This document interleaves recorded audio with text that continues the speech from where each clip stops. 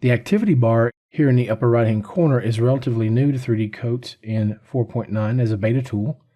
You can access it if you don't see it by going to the Edit menu under Preferences and then go to the Beta tab.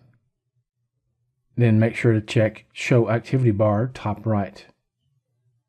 I'll go ahead and click OK. And as you can see, when you hover over it, it expands the palette or panel for that particular icon. So for example, all your brush alphas are made visible and easily accessible.